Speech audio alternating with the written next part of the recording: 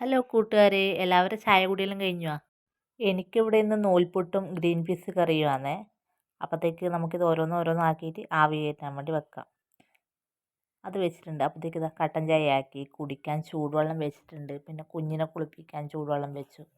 ചോറിനും വെച്ച് പിന്നെ ഇതാ ഗ്രീൻ പീസ് കറിയും ആക്കിയിട്ടുണ്ട് കേട്ടോ. ഞാൻ അല്ല നേരത്തെ ആക്കി വെച്ചിട്ടുണ്ടായിന്.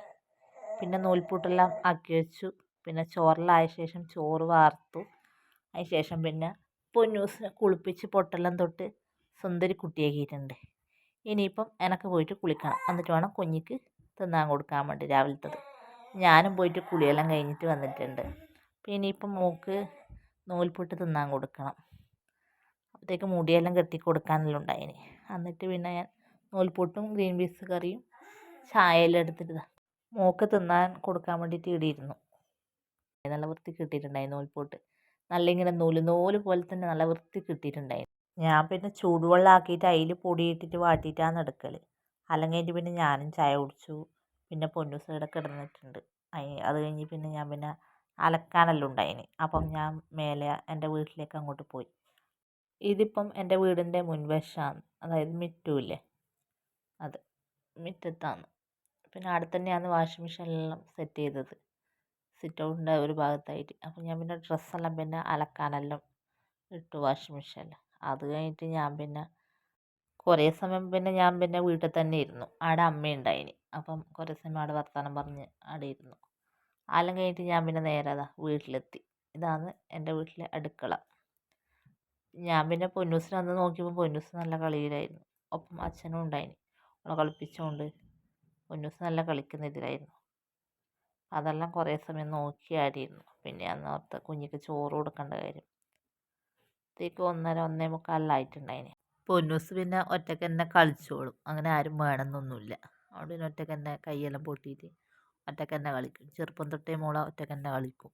പൊന്നൂസ് പിന്നെ കളിച്ചുകൊണ്ട് നിൽക്കുമ്പോഴത്തേക്കും ഞാനും പോയി. പിന്നെ കുറച്ച് സമയം മോളെയും കളിപ്പിച്ചുകൊണ്ട് കുറേ സമയം അവിടെ തന്നെ കുഞ്ഞിൻ്റെ അടുത്ത് തന്നെ ഉണ്ടായി. മോള് കൈയെല്ലാം നോക്കിയിട്ട് കളിക്കുന്നുണ്ട്. അങ്ങനെ കളിപ്പാട്ടം അങ്ങനത്തെ ഒന്നും വേണമെന്നൊന്നുമില്ല കുഞ്ഞിക്ക്. ഫാനെല്ലാം ഉണ്ടെങ്കിൽ അത് നോക്കി കളിച്ചോളും. അല്ലെങ്കിൽ കൈയെല്ലാം പൊട്ടിയിട്ട് വണ്ടിയെല്ലാം ഓടിച്ചിട്ട് ഇങ്ങനെ കളിക്കും പൊന്നൂസ് ഒറ്റയ്ക്ക് തന്നെ. മോളെ കളിപ്പിക്കാനായിട്ട് അങ്ങനെ ആരുമൊന്നുമില്ല.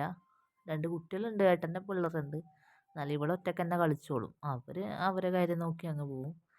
കുഞ്ഞൊറ്റയ്ക്ക് തന്നെ ചെറുപ്പം തൊട്ടേ ഒറ്റയ്ക്ക് കളിച്ച് ശീലമായി മോൾക്ക്.